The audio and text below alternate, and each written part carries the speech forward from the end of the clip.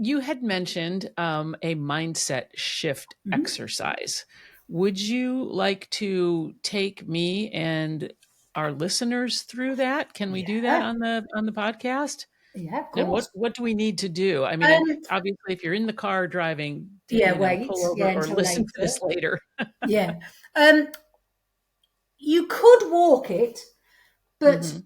if it depending where people are, they might want to get a pen or a piece of paper. So I suspect that unless they've got a lot of room in the room and they can, they can listen to us and sort of walk around the room. Alrighty, it is time to stop hitting snooze and awaken to a life worth being, the fun and inspiring podcast that dives deep into what makes life truly fulfilling. I'm your host, Sue Willoughby, a self-proclaimed badass transformational life coach for women over 40. Join me as I explore the extraordinary journeys of ordinary people who've transformed their lives from the inside out. Tune in weekly to uncover the secrets to smashing through your perceived limits and creating a life that's not just well lived, but totally worth being.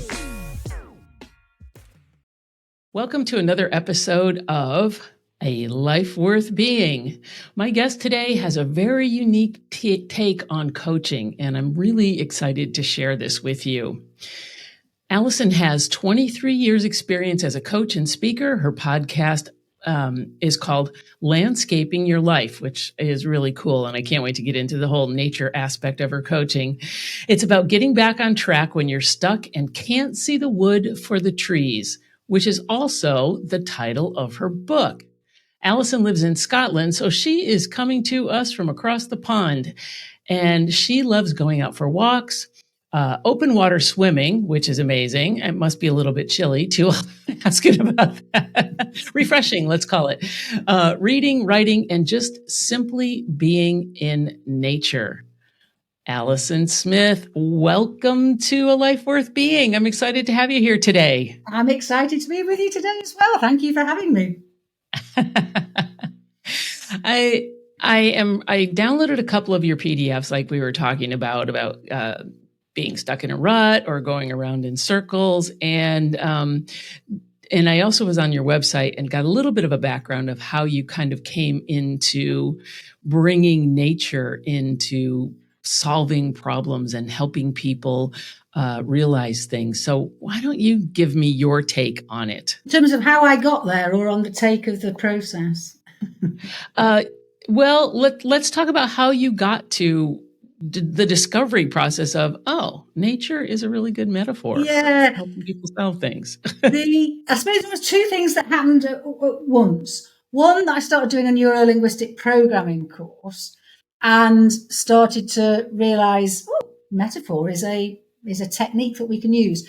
But the other thing that was happening in work, because I'm a professional procurement person, so purchaser, buyer, and we were trying, I don't know if anybody listening can think, if they work in organisations and they've got a purchasing department, they more than likely don't want to listen to what we've got to say. And so we were trying to get them to listen to us about supplier management. So that's even more sort of remote. They might want to come to us and say, can you help put a contract in place? But once they've got the contract in place, they really don't want to listen. But we've got a lot of problems with suppliers. And so what we ended up doing was inviting loads of managers from the organisation. It was a big bank here in the UK, and got the managers to come, and we asked them to design a garden. And they got really excited about designing a garden and thinking about what went where and why they needed a garden and what was, what plants would work. And then I said, well, that's no different than suppliers. And it was like, I mean, really, we went from them ignoring everything we were saying to them going, oh, yes, we've got suppliers, because they realise that gardens need pruning, weeding, feeding, mowing, stuff in the greenhouse, compost bins. And then when we said, well, all of what you know about gardening, you can apply to supplier management, they went, we've got some suppliers that are like weeds. Oh, we've got a supplier that, Because I think sometimes with suppliers, it's a bit like they're plonking them in a corner somewhere and just hoping and praying they grow. And then they get annoyed that that plant in the corner isn't growing and isn't thriving, despite the fact that the only thing is they're not watering it and they're not giving it any sun. So I think what I realized really quickly was that the speed with which people get it, the fact that we don't have to bore people to death with the facts and data of the story, because we didn't have to say anything about the problems with suppliers, anything about the pain we were having as either a purchasing department or an organization about how we were looking after suppliers. People got it. Yeah. And that was, for me, such an eye-opener about the power of metaphor. And then I think what happened was, I then realized when I was doing the NLP workshop was, oh, but I'm my worst enemy about facilitating change in myself, because my little brain will run rings around people to defend the status quo, I suppose. So it's like if somebody comes up with well, you should try this, or what about this? It's like anything logical, my brain will come up with a really good way to defend against that logic, even if it's the thing I should be doing. And what I then discovered was, oh, but none of that defense is there when I use metaphor. It's like the walls are down. I'm open to change. I'm open to take on new ideas. And it was just so powerful for me that, oh my God, I've a bit of a mismatcher. I'm a bit awkward. Wow. Even I found something that works for me. So It was a no-brainer really after that about seeing how it worked in an organization, an organizational setting, and the fact that, oh my God, it's really quick and it's really easy and people do it all the time. It's like we're using metaphor in our language all the time.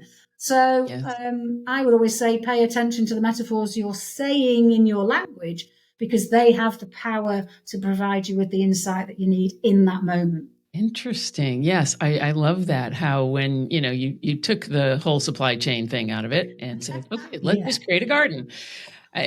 Before we hopped on here, we were talking about how I use horses as a metaphor in my coaching practice, and it is really interesting how it gets people out of themselves and out of their heads and into, okay, I see the horse is in my space. Oh, yes, I have trouble with boundaries. Oh, okay, I get it now, right? It's like the aha moments just come fast and furious. Well, I think is we've taken the content and the drama out, and then we're just seeing the patterns. So as you said there, it's the boundaries. It's like, okay, the pattern is we're looking at boundaries. We're not looking at who the boundaries are with necessarily. We're not looking about this particular instance where we might have a lot of emotion attached to it. It's just is this a pattern you recognize in your life? And the chances are, oh yeah. And it's not the first time. This is going to be and it's not even going to be the fifth time. It's likely to be the 10th, 15th, 20th time. Right. And therefore it's then unpicking the pattern without all of that content, which you'll absolutely see when you're using the horses. Yeah. Yeah. That's fantastic. So how and why? So taking the garden analogy and the landscaping, your life, how do you use nature in your work? So when you're working one-on-one with a client? In a work setting, invariably, I suppose it works both in one-to-one coaching and in a sort of a vision setting day, is that I'll send people, I'll either walk with them out in nature if it's a one-on-one, or I'll send them out if it's a team setting, right, in smaller groups. And I'll just invite them to take the problem on a walk, really, and notice what they notice. So if it's a one-on-one, then we might go for a walk. Or, again, sometimes I'm at the other end of the phone and they're, and I might not even be able to see the nature, because quite often bandwidth means they'll turn the video on at something exciting, but otherwise I don't get to see the nature. And we just go on a walk, and I just invite people to notice what they notice. So they may have a specific issue in mind. So I might ask them to stop at times and go, so what in the landscape in front of you reflects the current situation? Is there something, why are you drawn to this particular part? And go from there, really, in terms of people will notice all sorts of patterns in the landscape because our brain is meaning making. So actually, if I say there's a pattern here that reflects and represents your problem, they'll find it. Oh, it's this rubbish, or it's this corner, or it's this crossroads, or there was one occasion, I don't know why it comes to mind, but there was one occasion where somebody was being really, really impatient, and nature's great at teaching patience. But in this So particular, I remember walking down the hill, and we'd already walked up this path. We'd gone to the top of the hill, we'd done some work, and we were coming down. And they still felt quite impatient. And I said, well, just look at this. And it was like a tunnel of trees. And I said, how long do you think this tunnel's taken to grow? And because actually, all of it was deciduous. And we were sort of middle of summer. So I said, in the spring, none of this greenery was there. Right. So it's just the spring and then the summer has allowed this growth. So it isn't long. So even if we can't see something, it's having, in that instance, it was about a reminder about even if we think nothing's happening, there could be lots of stuff happening underneath, which is what nature teaches us. There's a timing for everything. You're not going to sit there in the winter and expect a particular, my runner beans. I mean, my runner beans currently, we're moving into autumn here as we record this in the UK, and my runner beans are still flowering, they're just flowering, never mind fruiting. So it's, everything's got a season, everything's got a time. And so sometimes we're looking at a situation expecting to be getting those runner beans and we haven't even planted them in the ground yet. You see me? And I think it's that we can notice those things in nature, or like tides. I live near a beach, which is why I go swimming. The tide has got so much to teach us about our own impatience, about our own belief in timing. There's a perfect time, really. I just get very excited about it, as you can tell. Yes, I love your passion for. Well, and I, like I said, with the horses, it's a little bit more in your face. It's a little bit more obvious. And I was just, as you were talking about the impatient person, I tend to not be very patient myself sometimes, especially when I want something to happen.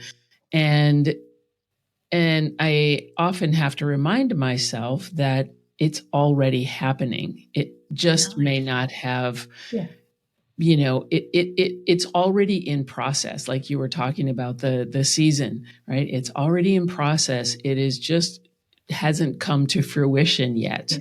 And that is a very good reminder because, like I said, I do get impatient. I want everything to happen now. And I think, part of that is, all the technology that we're surrounded by. So I love that if you take it and take it out into nature and you can, just give yourself that time to appreciate what you're seeing and what you're hearing and what you're feeling. I think it's also really grounding, which is another thing that the horses do.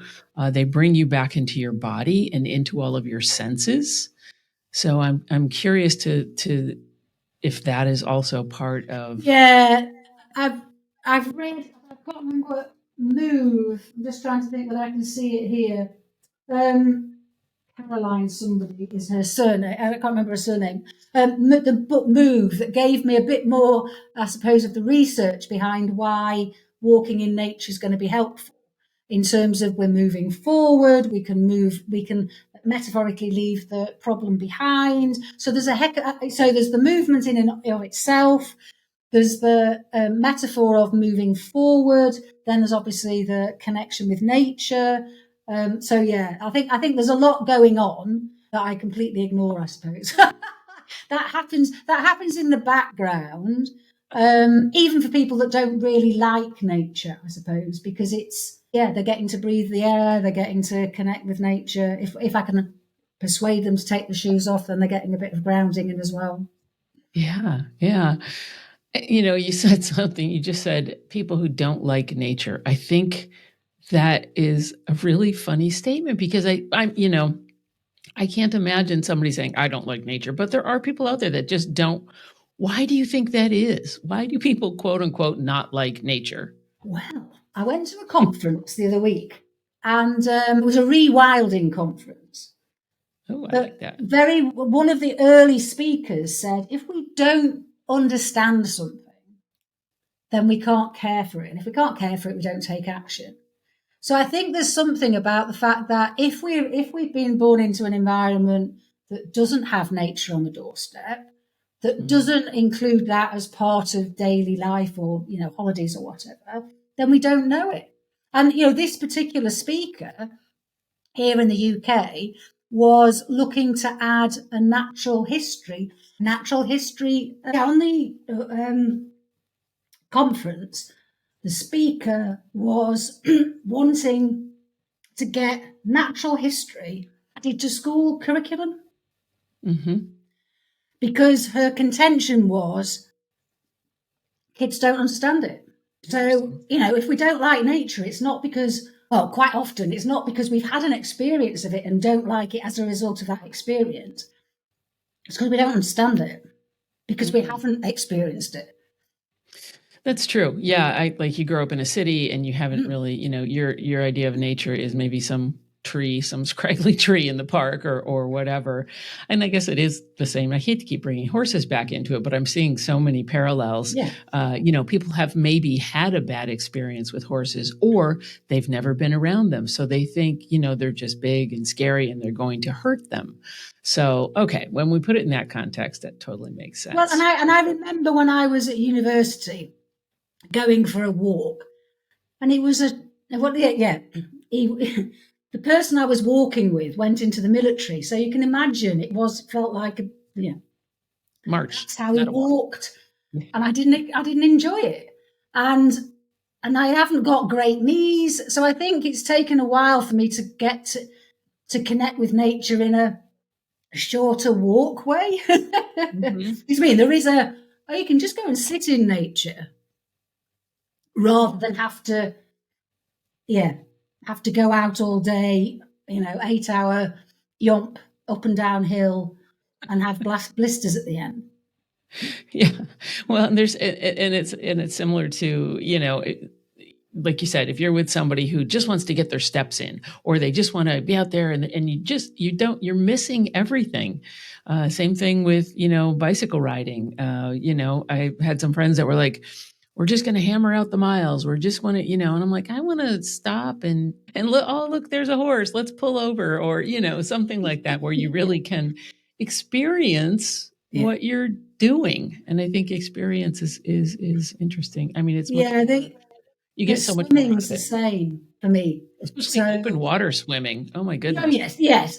In terms of, there's people that come and they just want to swim head down, swim from one end of the beach to the other. And I realised, why do I keep going swimming on my own? And it's because even the chatting, and I do enjoy the chatting, but I actually enjoy the connection with nature more, and I get that better if I'm on my own. So I don't go out of my depth. I swim parallel to the beach, and I don't go swimming when it's horrible weather, because there's something for me about particularly sunrise. I don't mind if there's frost on the ground, so I don't mind it being cold out or cold in the water, but there has to be a glint of sun, and then it's all is well in the world. Yeah. Amazing how a little bit of sun can change your whole outlook. I know I live in the Pacific Northwest in the U.S., and we get a fair bit of rain in the fall, in the winter and spring, and and then when the sun does come out, it's like, oh, we have weather amnesia. All of a sudden, it's like, oh, this is the most beautiful place in the world. It's always sunny here, when it's really not, but it's still, yeah. So you talked about NLP. Tell me a little bit more about how language can help us find a solution. For me, it's just the fact that words have power, and there's all sorts of different ways that I could give you. So, I mean, metaphorically, obviously, But if I give you one example, because I think it enables us to understand we need to be more careful about the language we use. And that was when somebody said to me that they were struggling to find an answer. Now, I can't remember now which way round it, but I can give you the example, is they couldn't find an answer. And so we just played around with, well, what's another word for answer? Solution, option, decision, action. And we came up with a long list. And then actually you can then look at the verb as well. So instead of find, is it about discover, uncover, etc. And then you could, if you wanted, add in an adjective. So you could say, what is the verb? What's the adjective? And what is the, whatever the noun, is it? So it would be, I want to, instead of find an answer, I want to discover an exciting solution. Mm-hmm. Now, the thing was that when the person said, oh, I want to find an answer, they hadn't got an answer. They didn't know what to do. They were stuck, which is what I suppose most of my work is around. People are going, I don't know what to do. And I feel overwhelmed. So that's where that person was at. Now, all we didn't look at answers. We didn't look at different solutions. We just changed the words. And as soon as it was, well, and I don't know, definitely it was this way around, but as soon as we changed the words to such as discover a solution, it was as if a light bulb had gone on. And I suppose I always say it's like a door in their mind opened. Because they use different words. And suddenly they could, oh, yeah, I know what to do. Yeah, it's words of power. And I think it's we underestimate. I know I did a mindset challenge. And it was a 5-day mindset challenge. And I'd done loads of prep. And we're going to do this on day one and this on day. And literally we could have done the whole of the mindset challenge on what I decided to do for day one, which is what's your goal? Mm-hmm. What words are you using for your goal? It's a bit like when I wrote the book. Oh, write the book. What is write the book going to motivate me? It's like it was sitting on my action list for months, if not years, until it had more arms and legs. It's like an inspirational book or, that you change the words of the goal to make it more inspirational, something we'll take action towards. How does it feel in the body when we say our goal? And it's not about, I think sometimes we try and focus on the goal itself. It's not, yes. No, you can have the same goal. It's just, let's think about the specific words. And are those words helping or hindering you in reducing the gap between where you are and where you want to be? Because so often our language is, and then I sometimes, even in procurement, I just love sort of doing a word audit with teams to go, it's really interesting, you're using this word a lot, about stakeholders particularly. It's quite often some of their language about, earlier this year, I wrote a whole list of words that they'd use to describe the people that they were wanting to work with that were less than helpful in terms of, well, where does your brain, and I didn't tell them I'd done it, so I just wrote the words down, and then when we came back together, I said, just look at this list of words. What do you think about people if you describe them as such, and what's your behaviour towards them going to be? And they said resistant, or we're going to be resistant. We're not going to trust them, etc., etc. And I sort of went, okay, so they're all the words that when we were last together, you used to describe your stakeholders. Do you now understand that the words you're using will explain why you've got the relationship with them that you have? Yeah, it's powerful. Yeah. Yeah, and the words that we use to ourselves as well. Yeah, definitely. How we talk to ourselves in our minds, and when we are trying to do something can be very limiting and very discouraging. And even, I think, you mentioned the word goal, just the word goal can seem completely insurmountable. When you say, oh, what's your goal? You're like, oh, people just freeze up like, I don't have a goal. Oh my gosh. Yeah. So that's really powerful. I love that. And, and I like how when you took their words and put them right back in front of them and said, Yeah. how do these words make you feel? Oh, okay. Let's work on that. Yeah. One of the things you were saying though is that reminded me of something I did, and again, this is sort of like where I pounce on what people say. So you were suggesting that we can sometimes be a bit hard on ourselves, and there is an idiom, and this is talks to what I do a lot, which is if people are using idioms, it's like, well, let's explore the idiom. And what you were saying reminded me of the fact there's an idiom about beating ourselves up with a stick. So it's about being hard on ourselves. It's like, we'll beat ourselves up. So during lockdown, I went for a walk and I thought, well, actually, let's walk the talk, Alison. If you're beating yourself up with a stick, let's go and find some sticks. Let's throw the sticks away. So, and that's what I thought I was going to do. I mean, and that's what happens quite often. It's like I have this vision and then it sort of grows arms and legs and it's like, oh my God. So it's like, okay, so I'm going to go and pick some sticks up that represent what I'm beating myself up about, and then I'm going to put them down. And I thought, well, perhaps it's just one stick. So I picked one stick up and I looked at the stick and I went, oh, I need a few more sticks. And it was like, oh, well, 3 or 4 sticks. And so it's like, oh, yeah, that's okay. And then, all right, got to throw them away. And then, so that in and of itself can be quite cathartic, where we're telling our brain through physical movement, oh yeah, I'm beating myself up for all these things and I'm putting it down. And it might be that we decide to make a fire out of the sticks if it's safe to do so. It could be that we make them into a little home for little creatures. So we have to do something with the sticks in order to represent to ourselves that, because that beating up has been helpful to us in the past. We're just saying that it's no longer something we're wishing to continue going forward. So, which again is another example of the language we use about, we're not going to have it going forward. It was in the past. It was helpful in the past, but we're not going to use it in the future. But what happened was a few days later, so I'd done the video blog, or I think it was a podcast episode. So I'd done it about putting the stick down. And then a few days later, I was on the top of a hill. And I looked around and I thought, there aren't any sticks up here because there's no trees. And I thought, hey, but I bet you what, I bet you I've got sticks that I could beat myself up with, even if there are no trees around here. And I could not stop laughing.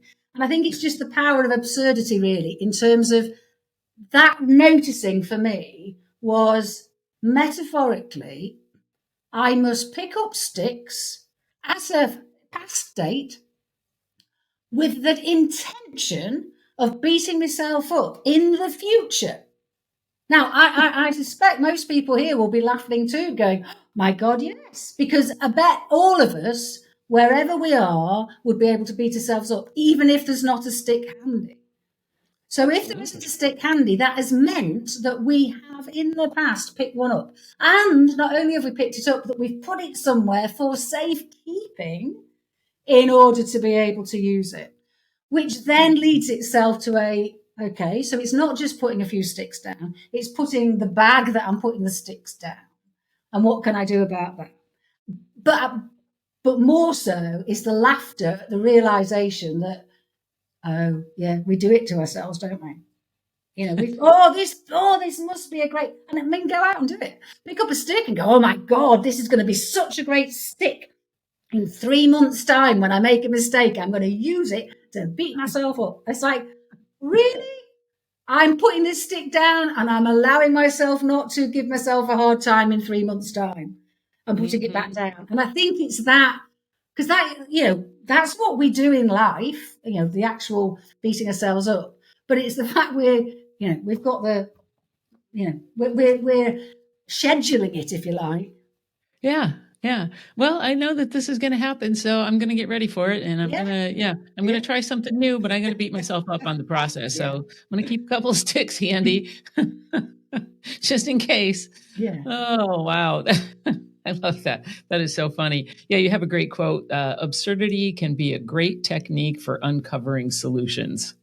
Yeah, I think it's just when, and again, I think this talks to what I was saying earlier about my own resistance and sort of digging my heels into to sort of not seeing solutions. That laughter, I mean, laughter, even in conflicts, a great, leveler really in terms of everybody's breathing together. But even if we laugh ourselves, it's as if it sort of, I'm not saying shatters, but I suppose I can imagine that happening, that the binds of the beliefs about the situation just get a little less rigid when we laugh. Because, and certainly if we laugh at, I mean, I've laughed, yeah. So sometimes by embodying, like going for a walk, and if you're at a crossroads in your life, going for a walk, and at every crossroads, deciding which direction to go, and just noticing if there's a pattern. And laughter is there because it's that whole. Did you realise there was? Well, actually, I'm not saying that this particular example that comes to mind was so much laughter, but it was like, did you realise that of the 5 or 6 decisions we've made at crossroads, every one of them you chose to go the direction where there wasn't a sign telling us where we were going. And that was such a great revelation for them because, oh yeah, that's the sort of job I want. I want to go where nobody's been before. I want to be new product development, new clients. I don't want to have, here's an existing client to get on with. So I just think sometimes when we see our patterns metaphorically, enables us to laugh much better at ourselves than if somebody came up and said, well, you do realise that you do X. We can get quite defensive about it. Whereas when it's done metaphorically, it's much easier to laugh. I mean, Yeah, I because do it kind use of laughter removes quite you. a bit. Yeah, using the metaphor, it removes you from Yeah, that actual thing, like you yeah, said. Yeah. Yeah, that I've always, my sense of humor has always been very important to me and has gotten me through a lot of stuff, whether I'm laughing at myself or some other situation that I've gotten myself into, or just like you said, the absurdity of why am I sweating over this stupid thing? Why am I beating myself up with this ridiculous stick? yeah. So all right. So you had mentioned a mindset shift Mhm. exercise. Would you like to take me and our listeners through that? Can we do that Yeah, on the podcast? yeah, of What course. what do we need to do? I mean, Um, obviously, if you're in the car driving, yeah, wait. pull over Yeah, or until listen to later. this later. Yeah. You could walk it, but Mhm. if depending where people are, they might want to get a pen or a piece of paper. So I suspect that unless they've got a lot of room in the room and they can, they can listen to us and sort of walk around the room. So I will give the 2 options. So what they need to do is think about a situation where they would recognize or feel like they're going around in circles about it, and that because in order to get insight from using the technique, you're better off applying it to something. Okay. And then pen and paper or flip charts. I mean, flip charts great. I wouldn't say a post-it note. That's a bit small. So Mhm. bigger than a post-it note. A4, piece of paper normally works. Flip chart, great. So, and the whole idea with all of the metaphor is we don't have to think about the situation. So it's like, that this particular situation that you're working on, people might want to give it a scale out of 1 or 10 in terms of, well, I don't know what to do. So out of, if 10 is, I do know what to do, 0 is, I don't know what to do, then just have a think of where you are on the scale of 1 to 10, just to give you a sense of how it feels different at the end. And then what I want you, and obviously, if you're still needing to get the pen and paper, put us on hold, come back, and obviously remembering to come put us back on. So I'm assuming everybody's sitting there. They've got a situation that they'd like some more insight on, that they resonate with feeling like they're going around in circles about. They've got pen, they've got paper. So what I'd like you to do is and if anybody's not doing it on paper and is doing it on the floor, then I just want you to walk in the circle that represents the situation. For those of you drawing, draw it. So you're either drawing or walking the circle that represents how you're feeling. And just notice what you notice about whether it really is a circle, the speed, the direction, the size. Now, if that's one-on-one, it's much easier to do this. Whereas what's going to happen is the first thing I say may make all the difference to one listener, and everybody else needs a few more questions. So the idea is that you are going to keep drawing the circle until such time, and make the changes to it that I suggest, until such time. Quite often you laugh, or quite often you go, oh, I see. You feel different. The biggest thing that I would suggest is you're going for, my shoulders are currently up, oh, my shoulders are now down, is sort of the sense. Might not be shoulders, but it's that whole, the tension has been released out of the situation because it now feels different. So circle, circle, and then change direction. Just notice what you notice. Now, as I say, first one sometimes might be all you need. For somebody else, it might be, what about making it small? That's why I was thinking flip chart sometimes enables you to go even bigger. So don't worry if you are realizing you need to go off the page, then hover over the page and just sort of do it, circling your arms if it feels that you need to go that big. So don't be constrained by the piece of paper and the pen. What about quicker or slower? Somebody may already have noticed a change. I mean, Sue, if you've already noticed something happen when you did any of those changes, or do we need to make some more? I've noticed that the shape of my circle has changed. Yeah. And does the situation feel different? You now think of the situation that you were thinking felt like it was going round in circles and now isn't going round in a true circle, it's going round in something else. Yeah, it became smaller and more of an oval. Okay. And what about the situation, though? If you think about, well, I didn't know what to do, it just felt like I was going round in circles. Do you have a sense of what you might want to do differently? Don't have to share what that is, but do you get a sense that a new insight? I mean, we've got some more changes we could make, so it's just just in case anybody listening's already got, oh yeah. Yeah, so in my case, it was, the circle, and it's not that I don't know what to do, it's about taking action. Nice. And that I know what to do, and sometimes I look for, oh, let me try this other thing that could be a solution, right? And then so now I have a bunch of circles on my paper, and so but they're all connected. So my circles are all, it's almost like a chain, right? Where they're all connected, that I feel like I know what I need to do. I need to stop trying the new thing. Gorgeous.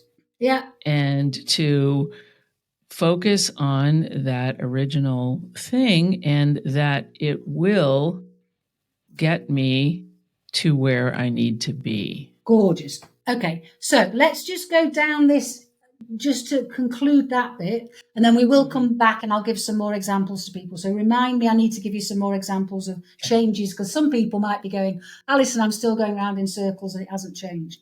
But to talk to your point, and the reason I'm doing this way around, is that what you've just done is, I would say, 75% of the solution, 75% of the time when people are going around in circles.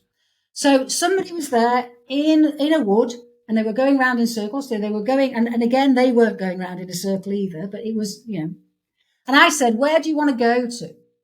And like you, they said, oh, I want to go down there. I want to go down that path. And I went, all right, so walk down that path. So that's, people might want to think about that. It's like, where do you want to go on this page? Or want to go there? So just notice what you notice. You try to draw towards where you want to go. So, I want to go there. And he got about 100 yards, and then he looked back and he went, oh, but I don't want to leave you all behind. And then he was like, and as we call it here in the UK, it's like a little magpie with shiny stuff. Oh, that bridge down there looks interesting. Yeah? Yes. And it was the complete opposite direction that he was saying he wanted to go in. And he was really prepared to be distracted to go and explore that bridge. And I said, so where do you want to go? And he still resolutely was pointing in the opposite direction. And And that has come up a few times. Even if somebody can't see the wood for the trees, where do you want to be? Not in the wood. So stop allowing yourself to get. So somebody gave me a reference that said my turnover times at 5 in 2 years as a result of listening to this. And the whole premise there was, I need to stop allowing myself to get distracted. It is, the new paths, the exciting paths. No, I am going to, there's a poem I've written that sort of suggests that, half a path gets you nowhere. So commit to a whole path, get to the crossroads, then you can decide whether or not you've made the right decision and turn around. But what happens is we dither. We go, oh, I'm not sure. So I suppose it's where the circling comes in. It's like, I'm not sure. And then we go back to the beginning again. And we'll come back to anybody that's still going, I want more examples of circling, Alison. I can always remember I'd written a poem about paths and destinations and lots of different paths in our lives. And one was getting to the next crossroads and only making a decision when you get to the crossroads. So I went out, and I do it in the podcast. I went out and embodied that. It's like, okay, I am going to walk on this path until the next crossroads, and then I will decide what to do. Now, it was not a big wood. I was never going to be that far off the crossroads. But within a minute, every part of my being is going, I want to go back to the beginning. I don't like not knowing where I'm going. No. And literally, I was doing it, and that's the beauty of this process, is we bring our patterns with us. Because normally, of course, if I'm there with a friend and we just go, let's go to the first crossroads and see where we're going, we do it.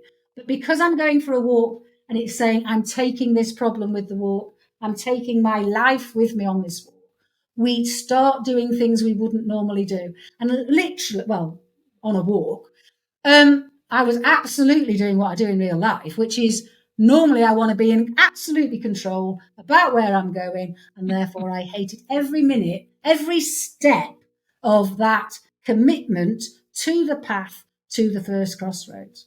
So, so there's a lot about, if we know where we want to get to, then let's put our let's put the blinkers on.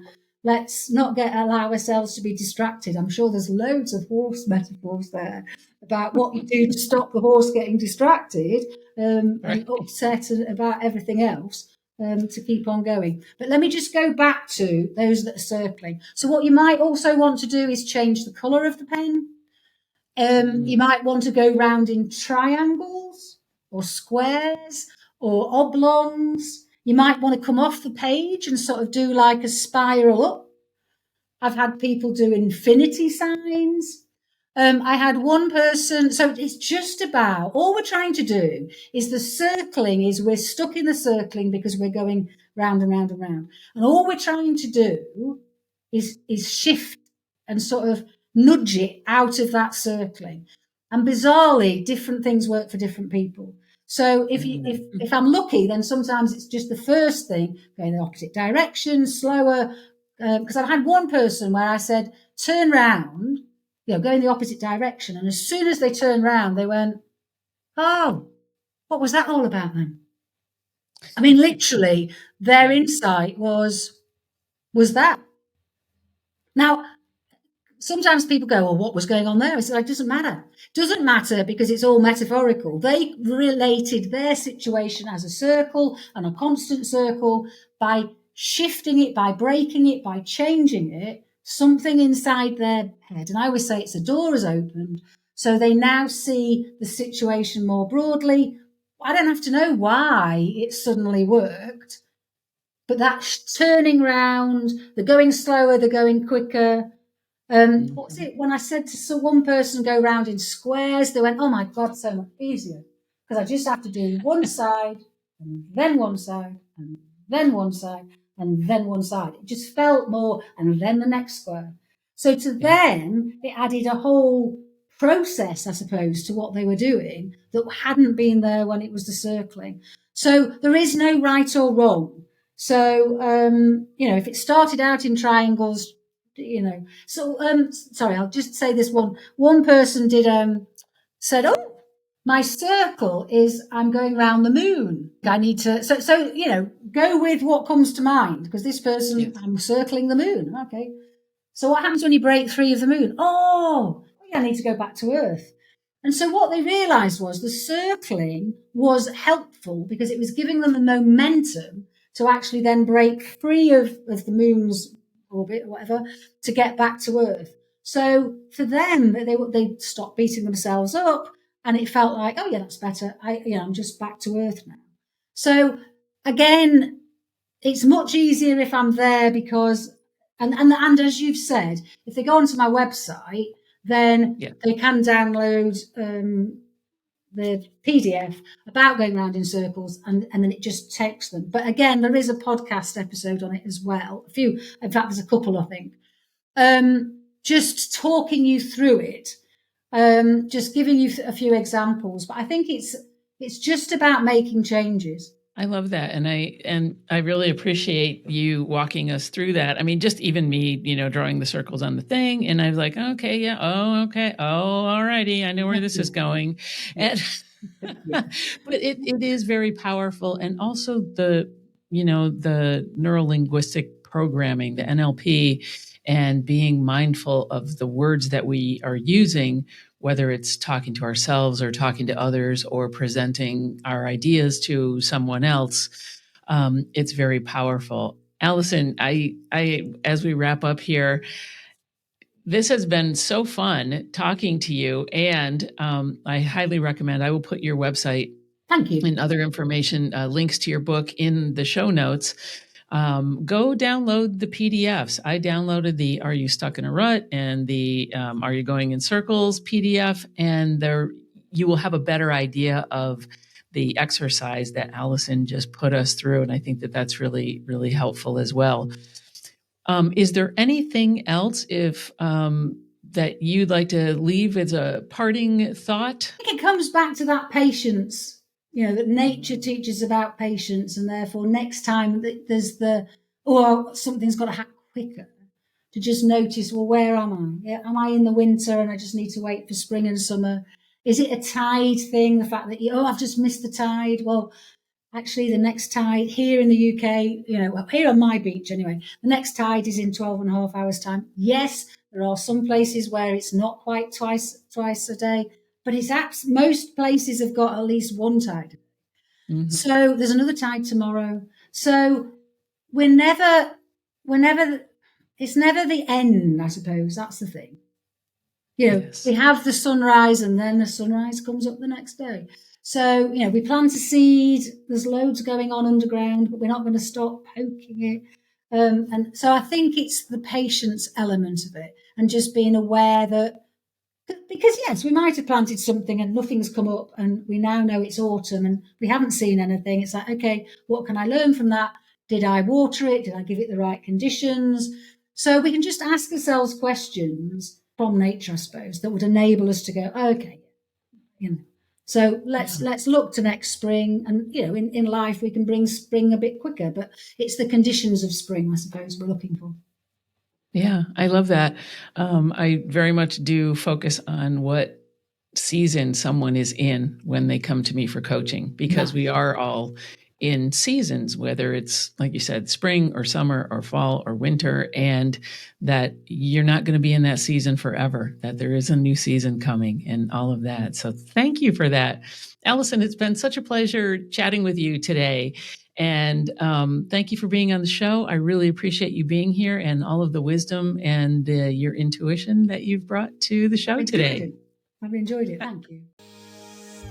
Thank you for listening to today's episode of A Life Worth Being. I hope you found it fun and inspiring. And to avoid a bad case of FOMO, please be sure to click that subscribe button. If you love what you heard today, please share it with a friend, and then hop on over to your favorite podcast platform and return the love with a wonderful review and 5-star rating. It would truly mean the world to me. Be sure to follow me on Instagram and on my website, links below in the show notes. I appreciate you, and I will see you next week for more fresh insights on awakening a life worth being.